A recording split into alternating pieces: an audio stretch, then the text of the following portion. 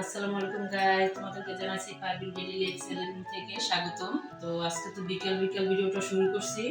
তো এখন তো রাতের জন্য রান্না বান্না করব। তো রাতে কি কি রান্না করব চলো তোমাদেরকে দেখাই। তাই তো রান্না করব, টাটকানি মাছ ভিজিয়ে নিয়েছি, আমি টমেটো দিয়ে ভুনো করব। আর এই তো করলা ভাজি করে নেব, আলু দিয়ে করলা ভাজি করব আর টাটকানি মাছ টমেটো দিয়ে ভুনো করব। তো চলো সব কিছু কাটাকাটি করে গুছাই নি। আর এদিকে কতটি থালাবাটি হয়েছে দুপুরে খাওয়া দাওয়ার পরে, সেগুলো এখন ধুয়ে নেব। দেখো কতগুলো থালাবাটি আমার বেসিংয়ে। এখন এগুলো ধুয়ে সব কিছু গুছিয়ে তারপর রান্নাটা বসাই দেবো। এগুলো মেজে ধুয়ে নেব, তারপর রান্না বান্নার সব কিছু গুছিয়ে নেব। থালাবাটিগুলো ধুয়ে নিই। থালাবাটিগুলো মেজে নিয়েছি, এখন ধুয়ে নেব।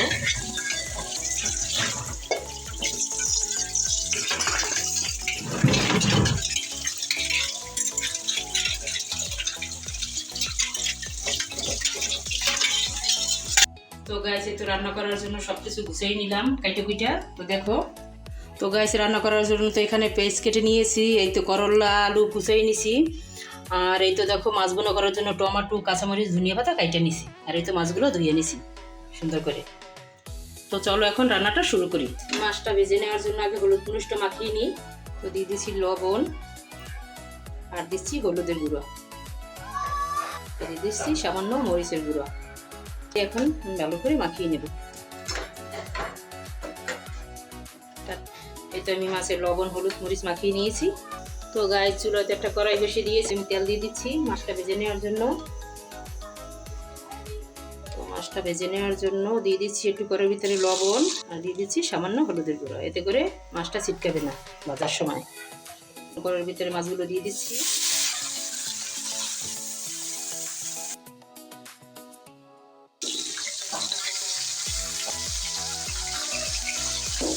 মাছগুলো মুরগি দিয়েছি, এখন হোক হয়েছে ভাজা। তো এই তো আমার মাছগুলো ভাজা হয়ে গেছে, এখন উঠেই নেব। উঠিয়ে নিচ্ছি, এই তো সবগুলো মাছ ভেজে উঠেই নিয়েছি। এখন দিয়ে দিচ্ছি পেঁয়াজ কুচি।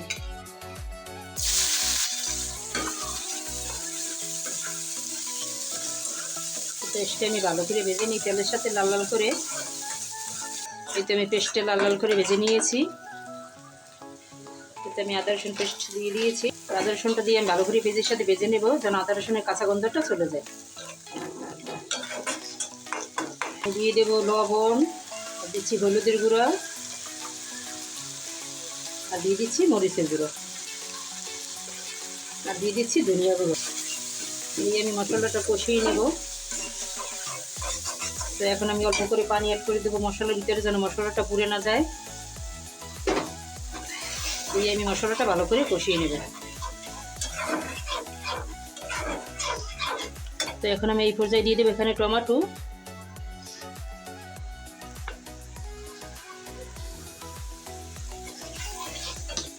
আর দিয়ে দেবো কিছু কাঁচামরিচ কুচি।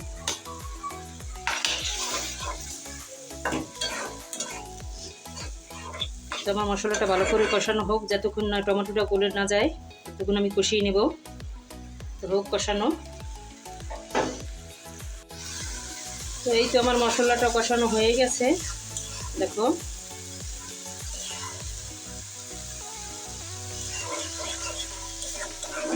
এখন আমি ঝোলের জন্য পানি অ্যাড করে দেব।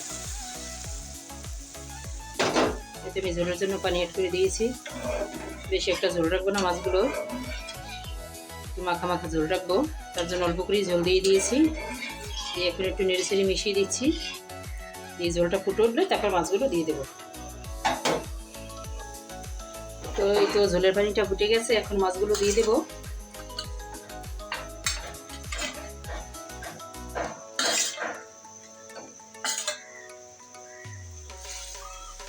মাছগুলো দিয়ে একটু নেড়ে চেড়ে মিশিয়ে দিই।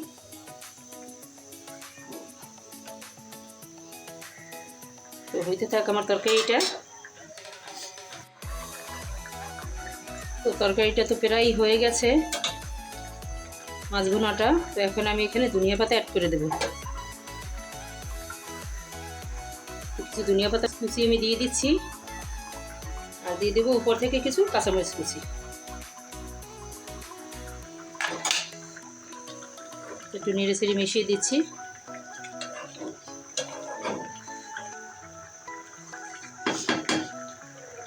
আর একটু ঝোল টালনি নামিয়ে নেব।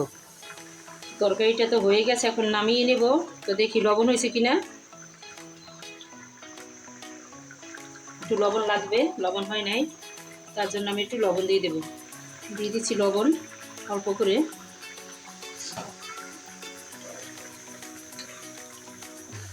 তো এই তোমার তরকারিটা হয়ে গেছে, এখন নামিয়ে নেব।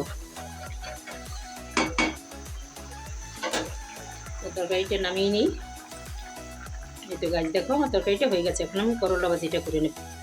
আমি একটা কড়াই বেশি দিয়ে দিচ্ছি, আমি আরও কিছু তেল অ্যাড করে দিচ্ছি।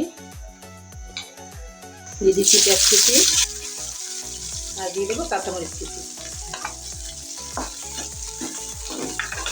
এখন ভালো করে পেস্টটা আমি তেলের সাথে ভেজে নেব।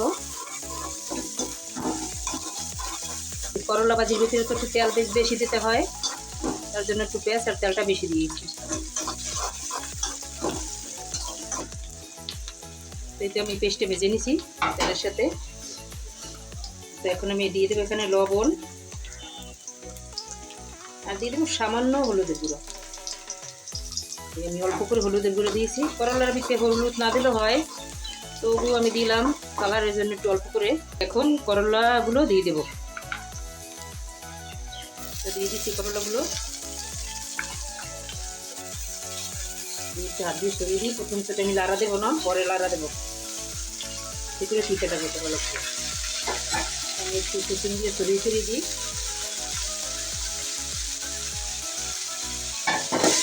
করলাটা দিয়ে আমি লাড়া দেবো না, এরকম থাক, পরে আমি কিছুক্ষণ পরে লাড়া চাড়া দিয়ে দেবো। তো এই পর্যায়ে আমি এখন করলাটা নেড়ে চেড়ে নেবো। দেখো আমি কীভাবে উল্টে দিচ্ছি।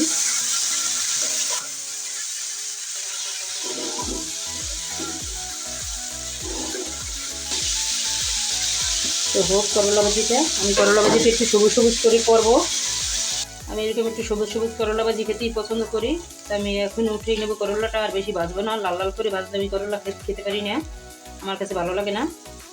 তো আমি এরকম খাইতেই পছন্দ করি। তো এখন আমি উঠিয়ে নেবো করলাটা। তো গাইস এই তোমার করলা ভাজিটা হয়ে গেছে, এখন আমি উঠিয়ে নিচ্ছি। তারপর তোমাদেরকে দেখাচ্ছি যে আমার করলা ভাজি, আমার মাছের তরকারিটা কেমন হয়েছে। তো এখন আমি চুলোটা মুছে নিই, রান্না করছি তো চুলোটা অনেক ময়লা হয়েছে।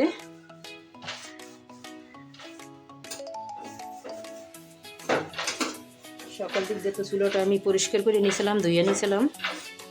এখন রান্না বান্না শেষ করে একটু মুছে দিতেছি। তো তুমি চুলোটা মুছে নে, চলো তোমাদেরকে দেখাই আমার রান্নাগুলো কেমন হয়েছে। তো গাইস আমার রান্নাটা তো হয়ে গেছে, এখন তোমাদেরকে দেখাই যে কেমন হয়েছে রান্নাগুলো। তা আসো দেখো। দেখো এই তো মাছ ভুনা করে নিছি, আমি প্লেটের ভিতরে ঢেলে নিছি মাছগুলো। দেখো কালারটা কত সুন্দর হয়েছে গাইস। আর এই তো আমার করলা ভাজি। করলা আমি বেশি একটা লাল লাল করে ভাজি না, এরকম ভাজি আমি খেতে পছন্দ করি, সবুজ সবুজ। তাই দেখো আমি করলাগুলো ভেজে নিয়েছি। দেখো করলার কালারটা দেখো কত সুন্দর সবুজ সবুজ।